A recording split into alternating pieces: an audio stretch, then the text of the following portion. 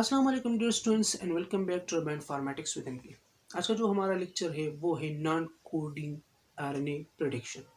What is non coding RNA prediction?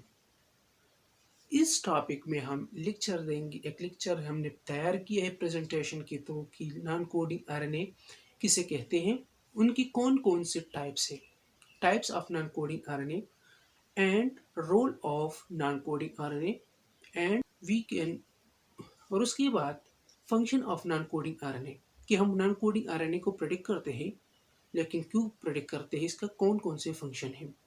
उसके बाद हम डेटाबेसेस के बारे में बताएंगे कि नॉन कोडिंग की कौन कौन से मेथड्स है जिसमें हम नॉन कोडिंग आरएनए प्रेडिक्ट कर सकते हैं। जैसा कि इसके लिए डिफरेंट डेटाबेसेस भी यूज़ होते हैं, डिफरेंट सॉफ्टवेयर भी यूज़ होते हैं, और इन विट्रो इन विवो दोनों मेथड्स जो है उसे हम आज डिस्कस करेंगे कि नॉन कोडिंग आरएनए प्रेडिक्शन कैसे करते हैं। उसके बाद उस कंप्यूटेशनल मेथड के थ्रू भी हम नॉन कोडिंग आरएनए को प्रेडिक्ट करेंगे और बताएंगे कि इनके लिए कौन से सॉफ्टवेयर यूज़ होते हैं। तो इन सारे इन्फॉर्मेशन में हम इनसे इंशाल्लाह स्क्रीन रिकॉर्डिंग के भी थ्रू करेंगे। इन सारे इन्फॉर्मेशन को इंशाल्लाह हम डिस्कस करेंगे कि what is non coding RNA and how we can predict non coding RNA and which databases are used for non coding RNA. तो हमारे साथ रहिए वीडियो के साथ। तो यहाँ पर हम अपने स्क्रीन पे आ गए हैं कि नॉन कोडिंग आरएनए प्रेडिक्शन। तो स्टार्ट करते हैं इंट्रोडक्शन से। तो इंट्रोडक्शन में है a non coding RNA is a functional RNA that is transcript from DNA but does not encode protein. Non coding RNA basically है क्या चीज़, जो है डीएनए से ट्रांसक्रिप्ट होते हैं, लेकिन ये प्रोटीन जो है वो उसे एनकोड नहीं करते, तो इसलिए इसको नॉन कोडिंग आरएनए भी कहते हैं, इसलिए इसको नॉन कोडिंग आरएनए कहते हैं। According to transcriptomics and bioinformatics studies, there are thousands of non-coding RNA classified into different categories based on their function and length, including transfer RNA, ribosomal RNA, microRNA, and long non-coding RNA. Bioinformatics और transcriptomics की study की base पे उसने classify किया है कि इसमें different categories की नॉन कोडिंग आरएनए है, उसकी फंक्शन की बेस पे, उसकी लेंथ की बेस पे, जिसमें इंक्लूड है ट्रांसफ़र आरएनए भी है, राइबोसोमल आरएनए भी है, माइक्रो आरएनए और लॉन्ग नॉन कोडिंग आरएनए भी शामिल है। So there are some types of non coding RNA, उसके साथ एब्रिविएशन भी है। ट्रांसफ़र आरएनए है, फिर transfer RNA located in the mitochondrial zonium. उसके बाद आरएनए राइबोसोमल आरएनए है, स्मॉल साइटोप्लाज्मिक आरएनए है, स्मॉल न्यूक्लियर आरएनए है, और small nuclear RNA, micro RNA, processors और miscellaneous other RNA.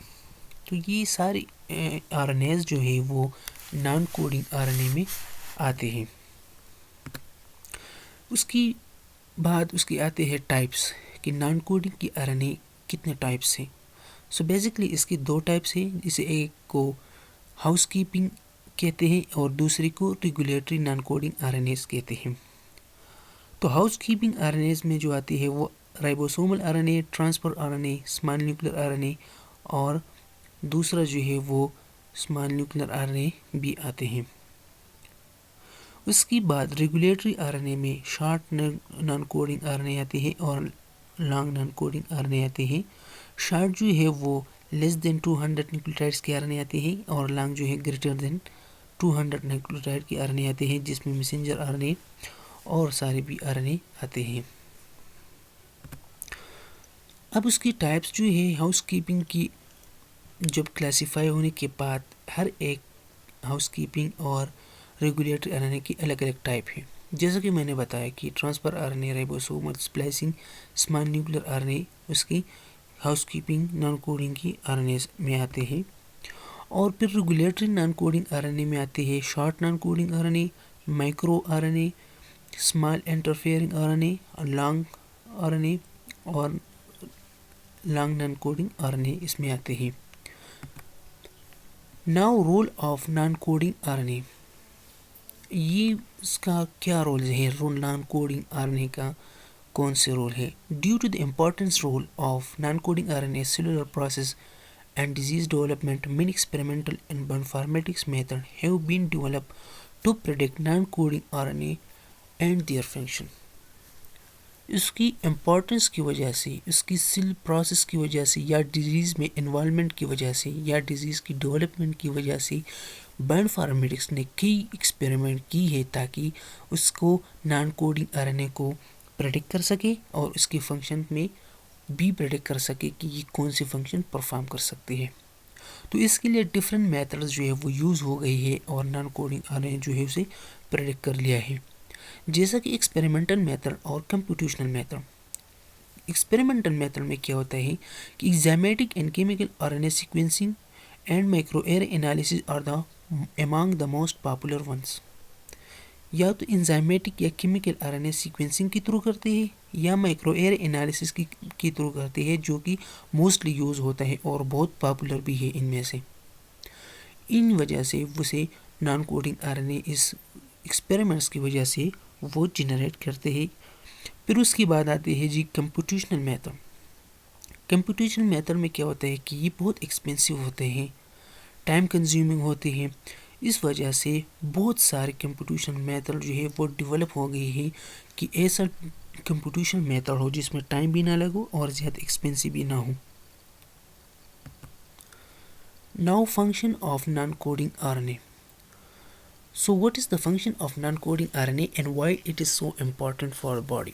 These non-coding RNA play important role in the various cellular process। Cellular process में भी एक important role play करते हैं, जैसा कि राइबोसोमल आरएनए, ताकि ribosomal RNA catalyse the peptide bond formation between amino acids and translation process. जैसा कि राइबोसोमल आरएनए जो है वो बॉन्ड को फॉर्म करते हैं अमीनो एसिड और ट्रांसलेशन के बीच में जो इंफॉर्मेशन है उसे कैटेगराइज करते हैं। उसके बाद messenger RNA is important in transcription process and perform post transcriptional regulation and gene expression. Non coding RNA में जैसे इसमें अब मैसेंजर आरएनए आ गए हैं, तो ये ट्रांसक्रिप्शन प्रोसेस में और पोस्ट ट्रांसक्रिप्शनल रेगुलेशन में और उसके बाद जीन एक्सप्रेशन में रोल प्ले करते हैं। So that's why non coding RNA is the most important. And long non-coding RNA play critical diverse role in activation regulation of epigenetic marks and gene expression। ये तो बात हो गई short DNA की या other types of non coding RNA की बात हुई। अगर हम बात करें लॉन्ग नॉन कोडिंग आरएनए को, तो ये एक्टिवेशन में, जीन रेगुलेशन में और एपिजेनेटिक्स मार्क्स में और जीन एक्सप्रेशन में भी रोल प्ले करते हैं। Now, what is the databases of non-coding RNA? How we can predict the non-coding RNA? So there is a lot of databases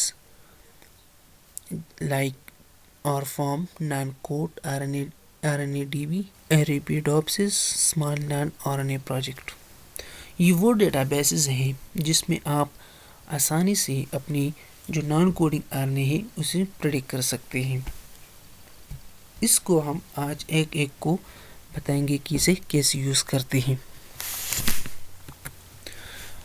Orform is a collection of multiple sequence alignment model representing non-coding RNA family। ये RNA जो है Orform जो है ये non coding RNA की family को multiple sequence element के बाद RNA फैमिली को रिप्रेजेंट करते हैं। ये आप जो है this website allow the user search query sequence given library covalence model and view multiple sequence alignment family notation. आपने करना क्या है कि प्रोटीन की जैसा नाम देंगे, उसके बाद उसकी फैमिली आपको उस मल्टीपल सीक्वेंस अलाइनमेंट करेंगी और उसके बाद आपको शो करेंगे कि इनकी फैमिलीज है नॉन कोडिंग आरएनए की। इस पिक्चर में आप देख सकते हैं कि इनमें से ये जो कलरफुल है ये सारे मल्टीपल सीक्वेंस अलाइनमेंट हो गई है और इनकी ही आपकी जो नॉन कोडिंग आरएनए है वो फैमिली प्रेडिक्ट हो गई है। उसके बाद नॉन कोड की बात अगर हम करें, ये भी एक डेटाबेस है जिसमें हम नॉन कोडिंग आरएनए को प्रेडिक्ट कर सकते हैं। Non code is an interactive database that aims to present the most complete collection and annotation of non-coding RNA, especially long non-coding RNA। अगर आप चाहते हैं कि हम लॉन्ग नॉन कोड आरएनए को प्रेडिक्ट करे, तो आपको चाहिए कि आप नॉन कोड डेटाबेस को यूज़ करें और उसमें आप आसानी से नॉन कोड आरएनए जनरेट कर सकते हैं. So this is the databases which you can predict the non-coding RNA. Simply you can search on the Google's non-code database और उसके बाद अपनी प्रोटीन्स या जो नॉन कोडिंग आरएनए है उसे की सीक्वेंस या नाम आप एंटर करें और फिर आप उस पर प्रेडिक्ट कर सकते हैं. Now RNA-DB is the database of mammalian non-protein coding RNA. ये एक डेटाबेस है मेमिलियंस के लिए जिसमें नॉन प्रोटीन कोडिंग या नॉन कोडिंग आरएनए भी प्रेडिक्ट कर सकते हैं. ये एक ऑनलाइन रिसोर्स है, आप आसानी से सर्च कर सकते हैं, जिसमें आप उसके साथ फंक्शन भी प्रेडिक्ट कर सकते हैं कि हम उसके फंक्शन को कैसे प्रेडिक्ट करते हैं. Highlight to the scientific community the presence of 1,000 potentially regulated non-coding RNA. It contains the comparatively listening mammals non-coding RNA but exclude transfer RNA or ribosomal RNA. So this is the database of long non-coding database, RNA database. Here you can paste your sequence or give your entry name and you can easily blast your sequence and then you can predict your non-coding RNA. So you can search easily in the Google's, just search non-coding RNA database और फिर आपको non-coding RNA के database आसानी से मिल जाते हैं और अपने काम आप कर सकते हैं. ये बहुत इजी डेटाबेस है, वो डेटाबेस हमने चुनी है जो कि बहुत इजी हो और इससे आसानी से आप अपने जो नॉन कोड आरएनए जो है वो आप प्रेडिक्ट कर सकते हैं. उसके बाद जैसा कि मैंने बताया था कि द एरिथ्रोसिस स्मॉल आरएनए प्रोजेक्ट जिसमें भी आप जो है अपनी प्लांट की नॉन कोडिंग आरएनए प्रेडिक्ट कर सकते हैं. फॉर एग्जांपल किसी प्लांट पे आप काम करते हैं और उसमें आप नॉन कोडिंग आरएनए प्रेडिक्ट करना चाहते हैं, तो इस वजह से ही भी आप आसानी से अपने प्लांट की नॉन कोडिंग आरएनए प्रेडिक्ट कर सकते हैं और ये डेटाबेस उसके लिए यूज़ होते हैं. Now software fraud prediction. EV fault identification in classification conserve RNA secondary structure in the human genome. ये एक होमो सेपियंस है, एक डेटाबेस हमने ली है और उसके बाद हम इस पे नॉन कोडिंग आरएनए आसानी से प्रेडिक्ट कर सकते हैं कि कहाँ पे है. नाउ दूसरा सॉफ्टवेयर जो है वो है RNase Z या RNase भी कह सकते हैं.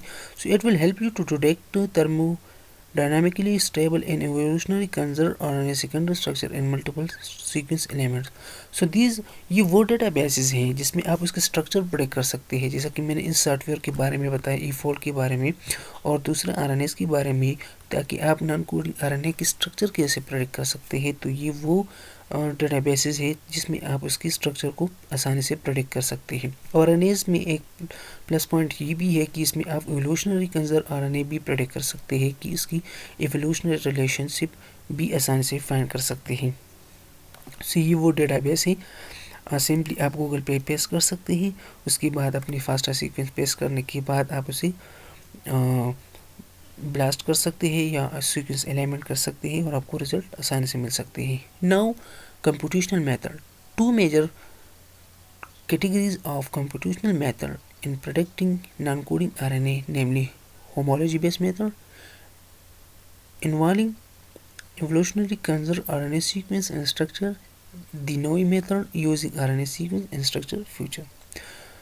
टू कैटेगरीज है जिसमें आप अपनी कंप्यूटेशनल मेथड से प्रेडिक्शन कर सकते हैं, जैसे होमोलॉजी बेस्ड मेथड हो गया और दूसरा है डिनेवो मेथड्स जिसमें आप आरएनए की स्ट्रक्चर या फ्यूचर प्रेडिक्ट कर सकते हैं. अब बात करते हैं जी होमोलॉजी बेस्ड मेथड की. Is probably the earliest non coding RNA prediction method. Homology based methods assume the sequence or structure similar RNA or evolved from common ancestor and thus share function similarities. सो इस methods में आप non coding method जो है, homology based method जो है, इसमें आप sequence से उसके स्ट्रक्चर और उसके जो एंसेस्टर हैं उसके फंक्शन कैसे शेयर करते हैं, ये सारे सिमिलरिटीज़ आप उसके साथ आसानी से प्रेडिक्ट कर सकते हैं. Now the RNA is predicted to be in specific non-coding RNA family if it has sufficient similarities with known non-coding RNA in the family. There are a number of non-coding RNA databases. For example, structure family of non-coding RNA will categorize in the databases. Non-coding RNA जो आप predict करते हैं non coding, उसकी family, उसकी similarity, उसकी function जो है, उसकी फैमिली आप प्रेडिक्ट कर सकती है और उसके लिए बहुत सारे डेटाबेसेस यूज़ होते हैं. Now we are talking about de novo method using RNA sequence और structure future. Unlike homology method which require the information of RNA similar or homologous to the query RNA, de novo method predict non-coding RNA primary sequence structure. Primary sequence structure से de novo method से आप उसकी structure को predict कर सकते हैं. ये थोड़ा अलग है दूसरी homology मेथड से. Two types sequence based method, structure based method. अब उसकी दो टाइप्स है कि आप उस किस मेथड से आप प्रेडिक्शन कर सकते हैं. These methods really poorly in sequence conversion and fair by alignment method like BLAST and SciBLAST. Sequence method पे आप उसके ब्लास्ट कर सकते हैं या SciBLAST की बात या मल्टीपल सीक्वेंस अलाइनमेंट करते हैं, उसकी बाद आप प्रेडिक्शन करते हैं. और स्ट्रक्चर बेस्ड मेथड में sequence based method are usually very fast. However it is commonly believe that non-coding RNA is conserved in sequence. Thus, another categories of homology-based method is introduced based on the structure conservation instead of sequence alignment. These methods use RNA secondary structure alignment and measure RNA similarities. इसमें आप क्या कर सकते हैं कि ये बहुत fast होता है और मोस्टली लोग इस पर बिलीव करते हैं कि इसका सीक्वेंस जो है वो स्ट्रक्चर सही होते हैं और ज़्यादातर ये जो है इस डेटाबेस को यूज़ करते हैं मल्टीपल सीक्वेंस अलाइनमेंट के लिए या सेकेंडरी स्ट्रक्चर प्रेडिक्शन के अलाइनमेंट के लिए या आरएनए को सिमिलरिटीज़ के लिए.